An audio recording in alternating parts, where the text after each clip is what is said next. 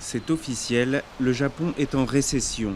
Les habitants ne dépensent pas assez, ce qui entraîne une baisse générale des prix et donc une chute de la production et finalement de la croissance. Les Abenomics, surnom donné à la politique économique de Shinzo Abe, n'ont pas réussi à sortir le pays de cette spirale déflationniste.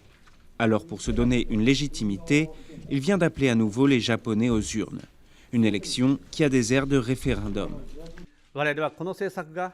Je veux demander aux Japonais, par le biais de cette élection, si notre politique économique va dans la bonne ou la mauvaise direction, s'il y a oui ou non une autre solution.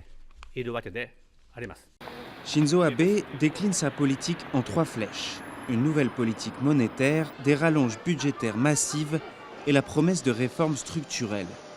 Pour tenter d'enrayer la dette, le gouvernement a aussi augmenté la taxe à la consommation de 5 à 8%, ce qui a fait dérailler la croissance.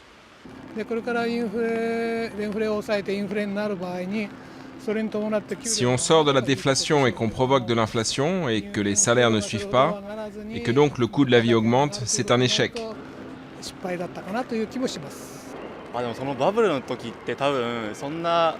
Du temps de la bulle, les gens pensaient que ça durerait toujours.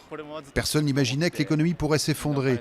Aujourd'hui, tout le monde parle tout le temps de dépression économique. On a peur de dépenser notre argent.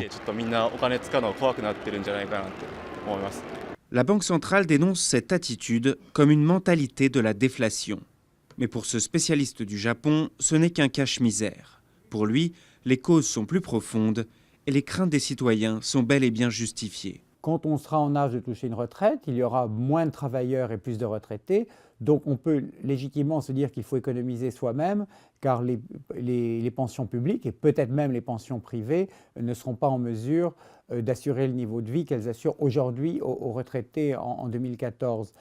Deuxièmement, en période de précarité, on peut effectivement, pour beaucoup de Japonais, se poser la question de savoir est-ce qu'il ne faut pas économiser parce qu'on perdra peut-être son emploi dans 6 mois ou dans 1 an.